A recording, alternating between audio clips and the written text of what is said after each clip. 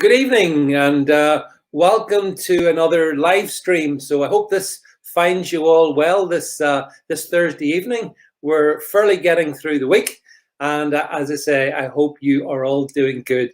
So we've got a really interesting guest coming on in a minute or two, but just ahead of that, there are certain things that we need to go through. So if you're watching this in Facebook, folks, share and like it. If you're watching it on YouTube, share, subscribe, hit the notifications bar. Those things are really important. If you do those, please, I'd appreciate that. All my social media links are down below in the description box, so you can find me on Parler, Gab, and so many different places anyway, but it's all down below. If you like what we're going to be talking about, give us the thumbs up. That helps the algorithms understand that this is an interesting channel. So thumbs up if you like it. If you don't like it, you're best not saying it. And then finally, not last but not least, if you want to see more of this kind of stuff and keep free speech alive, do go to altnewsmedia.net/donate and hit the donate now button. Give £1, whatever you can afford, doesn't matter. But if you can do that, that would be fine. And then the other thing to say, on this here, we are running on YouTube a little poll, which you can also participate in, just to find out the sort of stuff that you folks would like to hear more often. I've put up a couple of ideas, and you can give me all your ideas. So that's on a little poll, which you can also take part in as well. And finally, and last but not least, super chats are enabled here on the stream. So if you want to get your comment read out and discussed, then that's what you need to hit. Okay, so I think that's everything. All the matters sorted out before we proceed. So again, thanks for your focus, and a warm welcome, by the way, to those folks who I can see already on the stream. Thanks for being here with us. Okay, without further ado, let me bring on my special guest tonight. I'm really pleased to have him with us. So please bring our guest on now. And here he is, Chris Daniel, who is my special guest for this evening. Chris, a warm welcome to you. Yeah, thank you, David. I think actually, Chris, my stream is freezing a little bit here, so I might have to do something. So I'll tell you what, once I sort this out, perhaps you'd like to give a little bit of background on yourself, and let's get the conversation underway. Okay, sure, David. Yeah. So the last 10 years or so, I've been a landlord, and I've worked for a landlord association, advising landlords and then training landlords. And then, a few years ago, set up independently. So I'm running my own private sector housing consultancy now called possessionfriend.uk. So I've been in housing law for the last 10 years, I've noticed a lot wrong with it, and a lot wrong with it that people aren't saying. And I thought, well, I know who would be interested, and so here I am with you, David. Yeah, well, I'm very pleased to have you here on the stream. Can I just check, by the way, everybody? Can everyone hear me? Okay, because I do have a few technical problems at this end, but as long as you can hear me, just let me know. Thumbs up. Can you hear me okay, Chris? Yeah, you can. All right. Yeah, and look, this is the heart of it, folks. So, I mean, I should have really said this. The thing is that we all live. Everyone watching this tonight, you've got a roof over your head, I assume, unless you've got outdoor Wi-Fi, and and we. Housing and having a home, it's such a fundamental thing, Chris, for everybody in this country. But where I was really interested in what you had sort of said to me was this whole issue of housing in the United Kingdom, and the way things have been changing, and the problems that are associated with it, and what we've seen. The emergence of the amateur landlord, and then we've seen the demonization of the amateur landlord. We've seen successive governments, right wing, left wing, make all kinds of promises, Chris, about they're going to fix the housing crisis. without ever really explaining it. So what I thought would be really good for everybody is if you can try and put things into context for us. So where exactly are we in the UK when it comes to the issue of housing? Well, we've slowly been getting worse over the last couple of decades, and you're right, David, that everything that either of the political parties have talked about or implemented have just tinkered around the edges and have actually just made the situation just gradually slightly worse, and then slightly worse and slightly worse, and it's not getting better. It's only getting worse. I'll come on to some of the reasons behind that, later. Yeah. Well, this is the thing, because it's like there's these statistics, and I know you've got lots of stats to share with us, Chris. But one of the things that strikes me is, and I think from your accent, a bit like myself, I don't think you were originally born in England somehow, but it could be. I detect No. the Welsh. Yeah, and South Wales. South Wales, and I think South Wales and maybe Northern Ireland and even parts of Scotland, they're not heavily populated areas as much as parts of England are particularly heavy populated areas. So we've seen the UK population as a whole grow massively, Chris, massive growth in UK population. But England seems to be the main vector where the population growth is, and that's got to be an impact. I mean, there has to be consequences, which we don't really talk about. No one talks about this. Just, population can go up by X million and it's all fine. But is it? Yeah. Well, it's not, is it? And we just squeeze people in and squeeze more people in, and and then with the shortages, price goes up, and as you say, it's not getting better. You talked about demonizing landlords, and that's a big part I want to spend a few minutes on. Yeah. Who is a landlord exactly? And we've got a huge mismatch about what is a landlord, because if you look at some descriptions of landlords from government or from some pro-tenant groups, by the way of which I'll come on to later, but they only represent a very small number of tenants, but more on that later. But a landlord is described as some lord of the manor, driving a Rolls Royce. I mean, you drive a Rolls Royce, David. What do you think of when you see somebody driving a Rolls Royce past you? What do you think of? Well, yeah. But I guess you think this is someone with huge financial resources behind them, don't you? Yeah. Well, to me, okay, there's two choices for me. You could think a number of things, I guess, but you could think, well, wow, what's he done? What effort and what work and what skill has he got to develop finances such that he or she has managed to acquire that much wealth? Unfortunately, because some people in society who see a nice car driving past them, and their reaction is bastard, and that's what they think. And it's not. But what it is, they don't decry the Rolls Royce or the Bentley. They want it. They just don't want to do the work that a person who's driving it has done to get it. Yeah, that's really a lot of what's wrong with society. Oh, it's very true, actually, Chris. I remember going back in time about 35 years ago. I can remember he was quite an elderly gentleman, and he'd worked all his life really hard. And he bought himself a Rolls Royce. And after a very short period of time, he had to get rid of it because just people thought, oh, you're this, that. They called him very, very unfortunate names.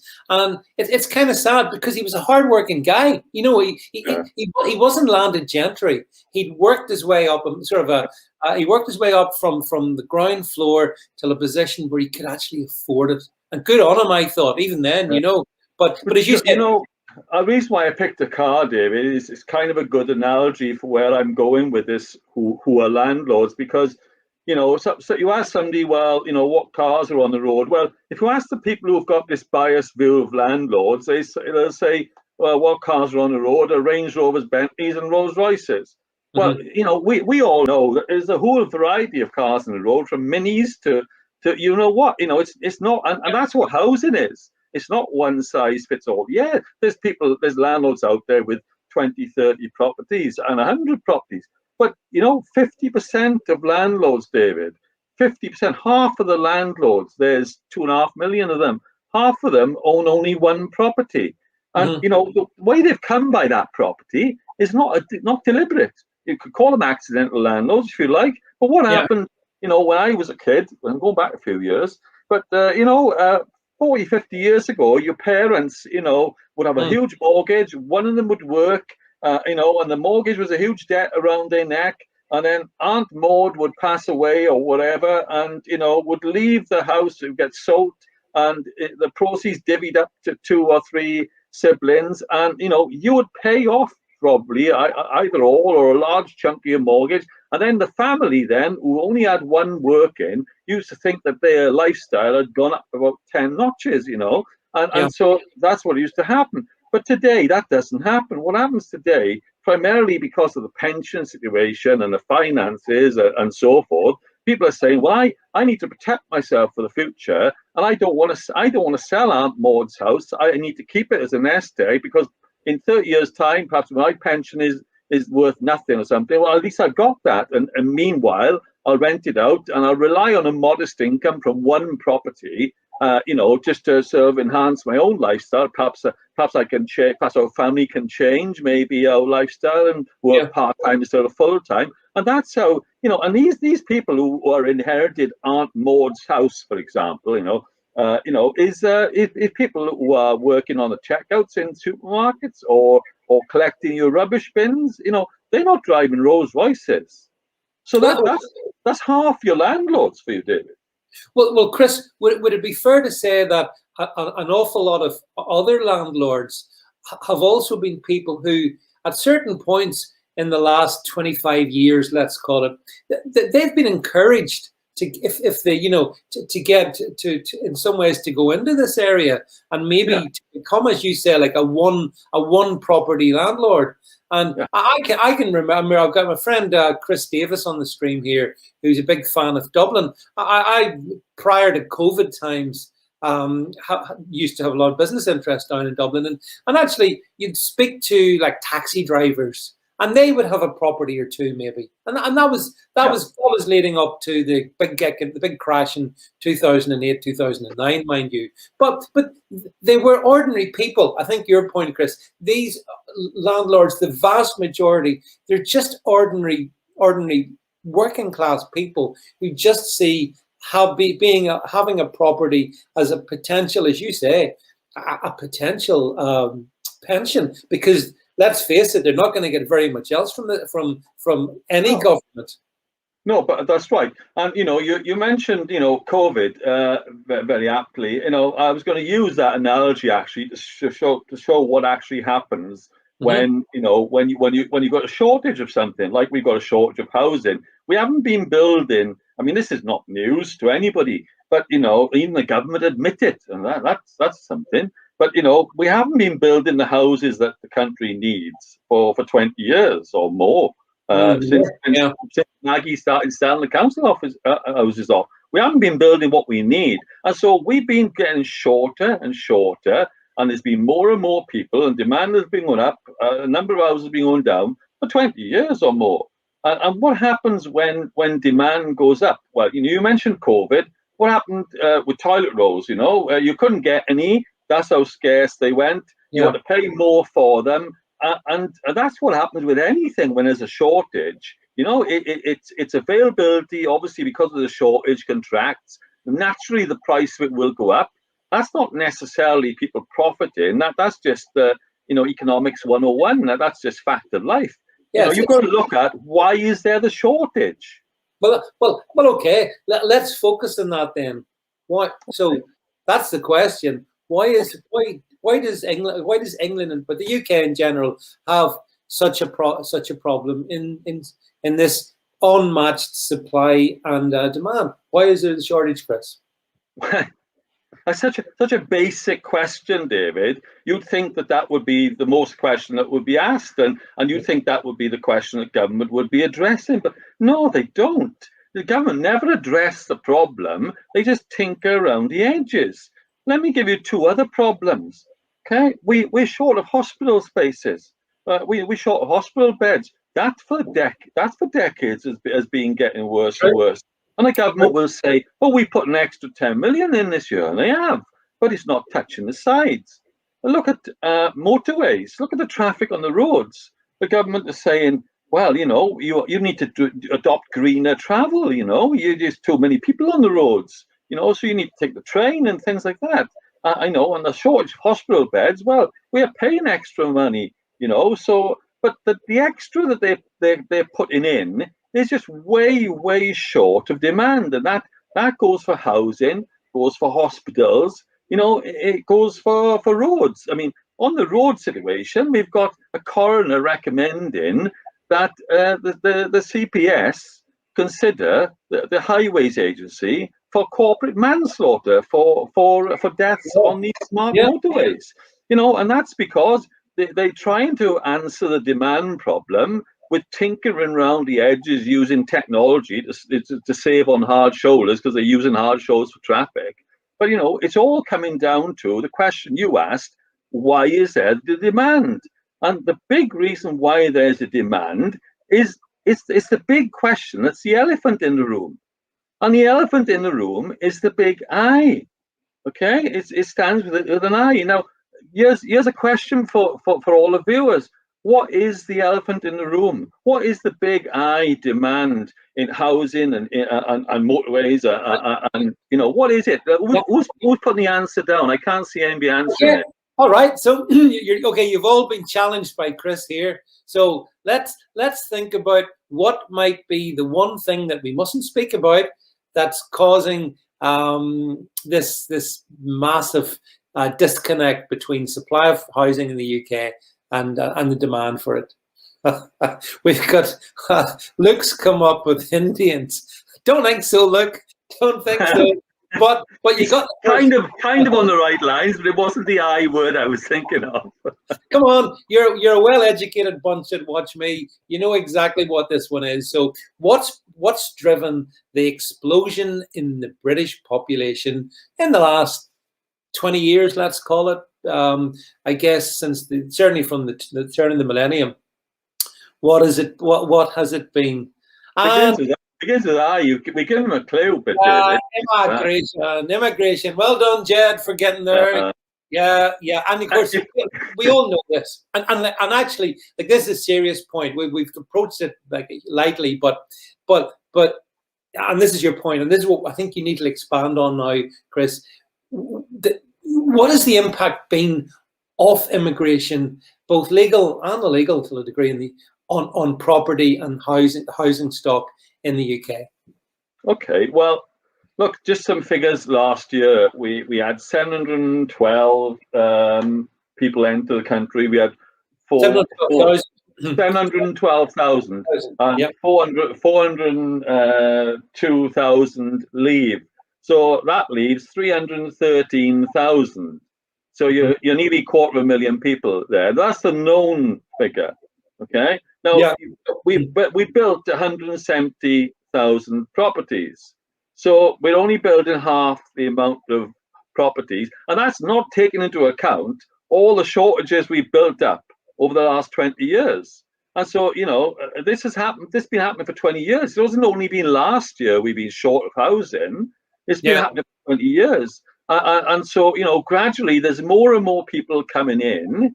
It's not more and more families already living in the UK suddenly having 6 children instead of 2 children. That's not it. So it's the immigration that has put a lot of extra demand on the existing stock that we've got, and we're trying to build extra stock, but we're not catching up with it. And so serious is this issue, and we were kidding about it, David, about the elephant in the room and things, and but it is so serious that we've got instances like grooming gangs operating in some northern Oh towns. yeah.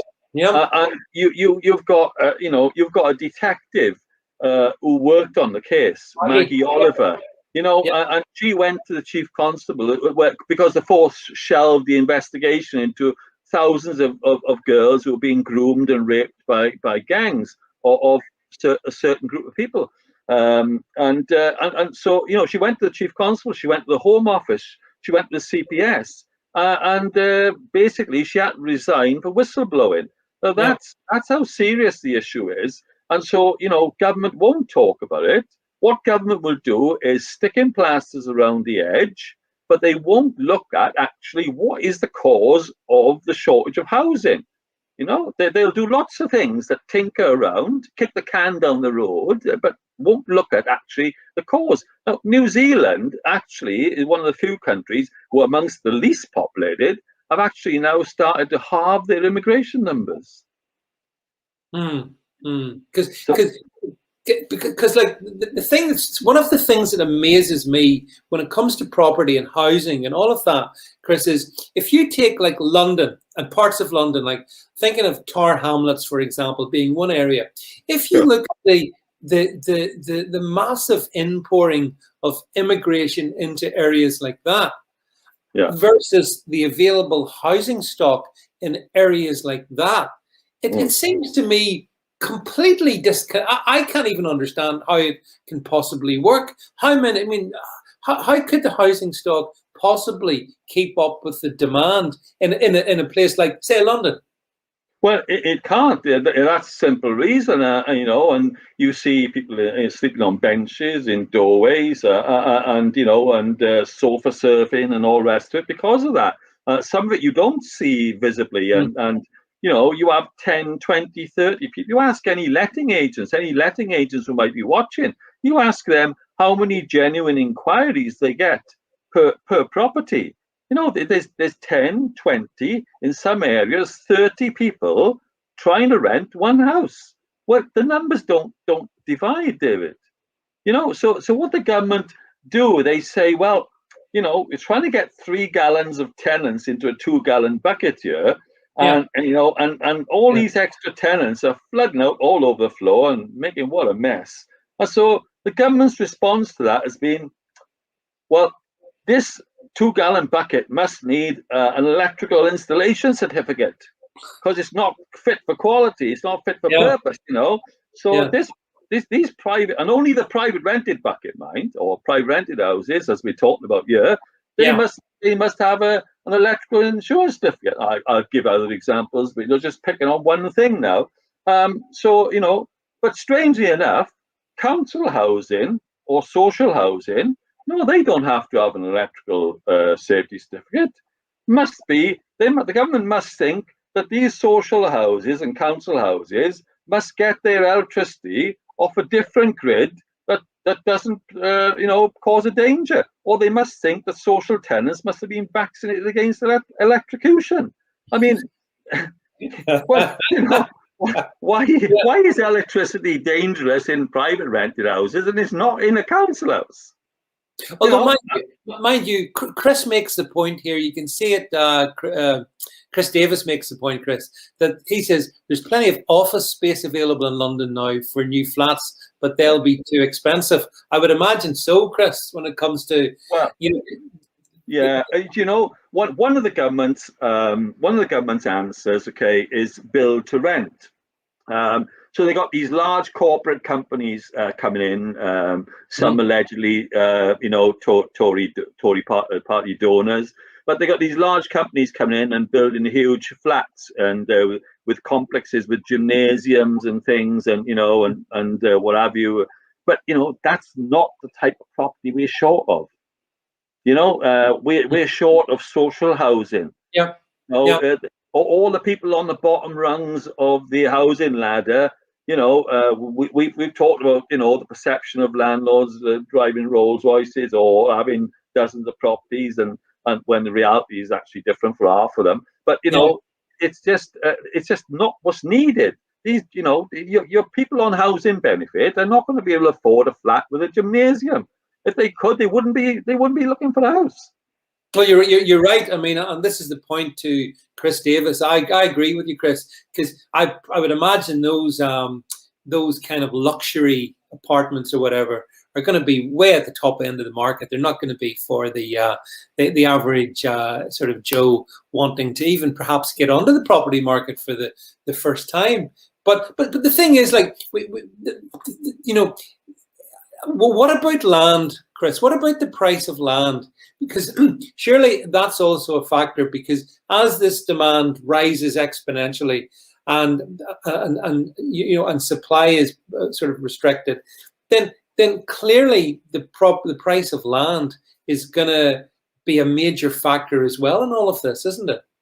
Yeah, but well, you've got to control demand, David. You know, because like I said, it's just it's just if you don't control demand, well, then things are going to become more scarce. What happens when things become scarce is, the price of it goes up and so forth.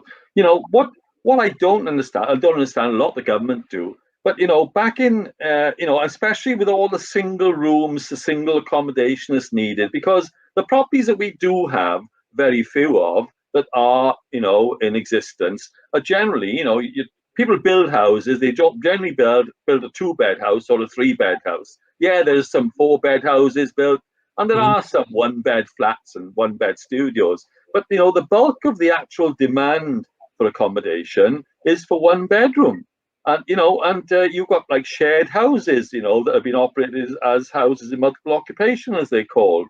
And so yeah. the government decided, with all this, shortage of housing, and the predicament that we've been in for a decade or more, and how it's getting worse, not better, the government decided in 2018 that it was a good idea to have minimum size standards for bedrooms. Now, I'm not knocking that. And so if they decided in 2018, look, we're not going to allow any more properties to be built, any more housing to be built that hasn't got a bedroom of at least 6.51 square meters. Fair enough. Okay. Now, of course, you've got to pay for a bedroom that's 6.51 square meters, but fair enough, you can make that decision. But what the government did in 2008, well, they did it in 2016, but they gave a 2-year lead time. They said by October 2018, a landlord can't rent out a bedroom that's less than 6.51 square meters. So these shared housing, houses of multiple occupation, where there were 4 people sharing a house, they'd have a bathroom and a kitchen and a living room to share, and they just go into the bedroom to sleep.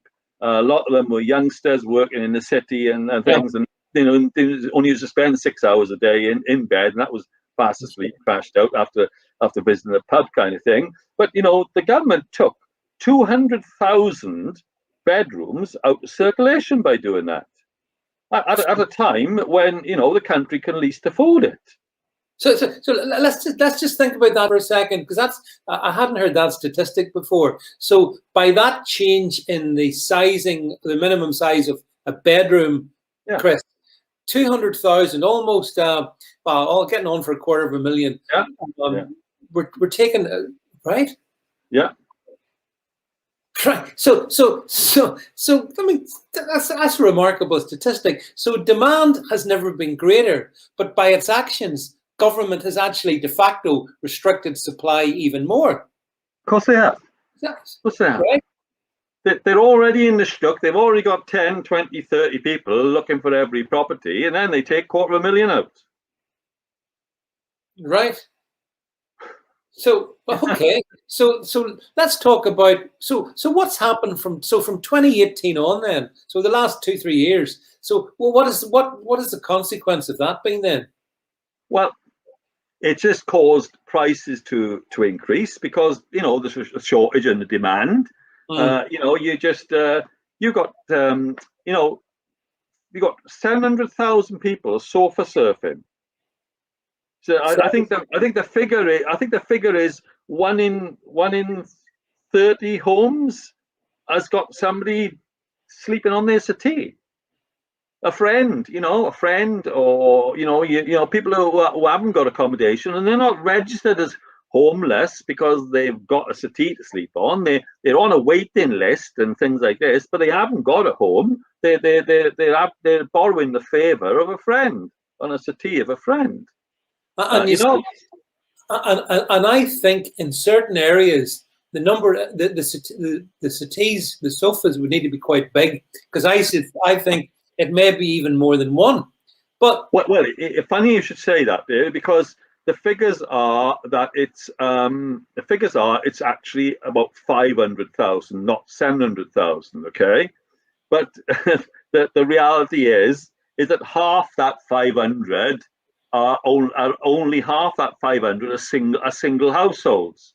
So the other half, so the other 250 are more than one household. So therefore, that's where you get your over your 700,000 sofa surface from. Because half of the 500,000 are people with a child or a partner. It's a remarkable statistic, Chris. I'm just gonna pause for a moment, and then what we're gonna do is we're gonna drill down into this a little bit more.